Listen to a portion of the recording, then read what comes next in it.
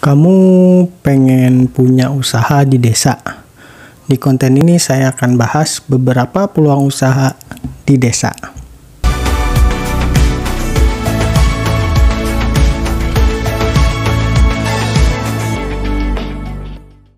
Halo, Haryo di sini, ketemu lagi sama saya. Seperti biasa, saya akan membahas tentang investasi, pengelolaan keuangan, dan juga bisnis yang tujuannya untuk bisa bebas finansial. Kali ini saya akan membahas tentang peluang usaha di desa. Hidup di desa itu sepertinya nggak menjanjikan ya secara finansial. Padahal di era seperti sekarang ini, perputaran uang bukan cuma ada di kota. Internet telah merobohkan dinding batasan, sehingga meskipun tinggal di desa sekalipun bisa merasakan keberlimpahan finansial.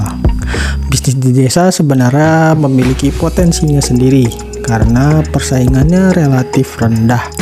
Salah satu penyebabnya adalah keterbatasan modal yang dimiliki oleh warga desa. Lalu apa aja sih peluang usaha di desa? Yang pertama, bisnis online. Bisnis online bukan cuma milik orang kota aja. Bisnis online bisa dilakukan oleh siapapun selama memiliki perangkat dan internet. Karena itu, bisnis online nggak dibatasi oleh kondisi geografis. Bayangin aja, misalnya kamu tinggal di desa, terus jual kuda milik orang Itali dan pembelinya di Amerika. Bisnis online itu telah membuka jalan bagi banyak orang untuk mendapatkan keuntungan finansial yang besar. Kamu bisa jual produk sendiri, bisa jual produk orang lain, sistemnya pun macam-macam. Kamu bisa jadi affiliate marketer, reseller, atau dropshipper. Kamu bisa juga jadi seorang influencer dengan memanfaatkan kondisi desa. Bisa dengan meliput potensi wisata di desa, kondisi kehidupan di desa, atau kehidupan di desa dan kegiatannya. Banyak juga kok YouTuber yang sukses meskipun asalnya dari desa. Yang kedua, pertanian dan peternakan. Salah satu mata pencaharian yang paling banyak dimiliki oleh penduduk desa adalah petani. Sayangnya, kesejahteraan petani kita tuh masih memprihatinkan. Hal ini menyebabkan banyak pemuda desa yang enggan menjadi petani. Padahal potensi pertanian kita itu sangat besar. Udah banyak petani yang terbukti sukses dan hidupnya cukup makmur. Jadi nggak mesti petani itu punya kesejahteraan yang buruk. Kamu bisa mengembangkan pertanian dengan metode hidroponik atau aquaponik misalnya. Selain pertanian, kamu juga bisa jadi seorang peternak. Apalagi lahan di desa masih tergolong murah, sehingga kamu bisa punya lahan yang cukup luas jika kamu bertani atau beternak.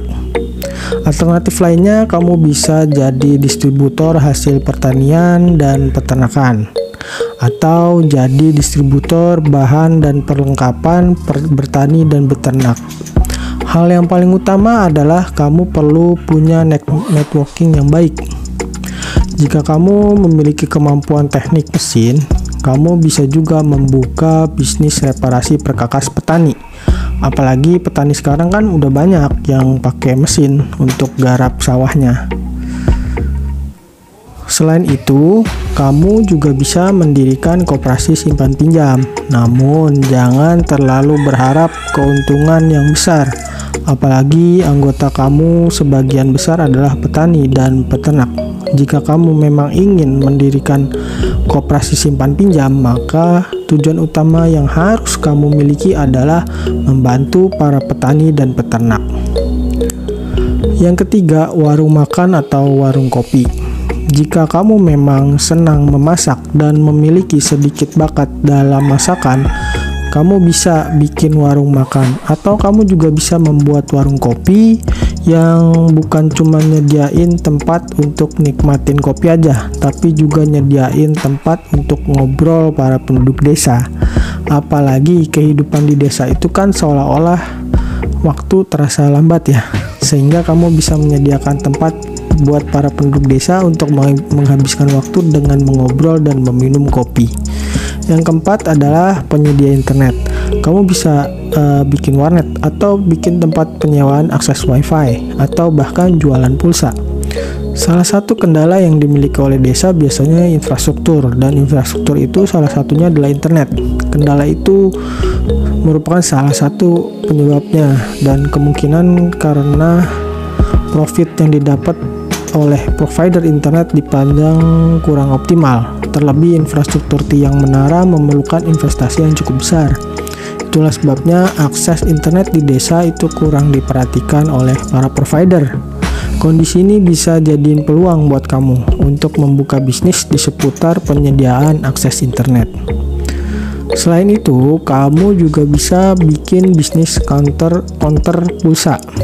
Apalagi kalau penduduk desa di tempat kamu jarang banget mengakses marketplace, maka bisnis pulsa atau paket data bisa dikatakan cukup menjanjikan. Jika kamu punya modal lebih, kamu juga bisa bikin bisnis jual beli ponsel yang juga disertai layanan servis ponsel. Seperti yang kita tahu bahwa hampir semua orang itu sudah punya ponsel, dan masih jarang toko ponsel yang ada di desa. Yang kelima, warung sembako. Bisnis ini cukup menjanjikan, apalagi biasanya nggak ada minimarket yang di desa tuh nggak ada minimarket. Karena ada standar minimum yang harus dipenuhi kalau mau buka minimarket, seperti jumlah orang yang lewat di calon target lokasi.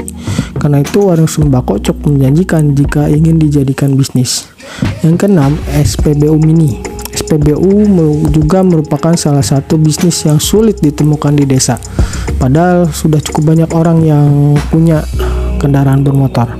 Kamu bisa coba membuat bisnis SPBU mini, apalagi bensin saat ini menjadi kebutuhan pokok. Yang ketujuh, kerajinan. Banyak desa di Indonesia yang memiliki kerajinan khas. Ada kerajinan tangan, juga kerajinan kayu. Kerajinan khas ini bisa jadi potensi untuk dijadikan bisnis. Kamu bisa memanfaatkan media sosial untuk memasarkan produk-produk itu dan bekerja sama dengan para pengrajinnya, sehingga selain kamu mendapatkan keuntungan dari penjualan kerajinan tersebut, kamu juga bisa membantu meningkatkan penjualan para pengrajin itu. Yang kedelapan, bengkel motor. Buat kamu yang lulusan SMK Teknik Mesin atau memang punya kemampuan untuk memperbaiki otomotif, kamu bisa buka bengkel motor di desa. Sekarang ini penduduk desa semakin banyak yang punya sepeda motor, tapi bengkel motor bisa dibilang masih agak jarang ya di desa, sehingga orang desa yang ingin servis atau memperbaiki sepeda motornya nggak harus jauh-jauh ke kota. Usaha bengkel motor ini juga bisa kamu lengkapi dengan layanan pencucian motor. Apalagi ketika musim hujan tiba, biasanya motor kan lebih mudah kotor ya. Desa memiliki potensinya sendiri jika kamu mampu melihat dan memaksimalkan potensi tersebut. Kamu memiliki peluang untuk mendapatkan penghasilan yang besar dan tidak kalah dengan penghasilan di perkotaan. Apalagi teknologi internet saat ini sudah semakin maju, dibantu dengan adanya media sosial tentunya. Maka nggak ada lagi istilah hidup di desa nggak bisa kaya. Oke, sampai di sini pembahasan tentang peluang usaha di desa. Sampai jumpa di konten berikutnya. Dah.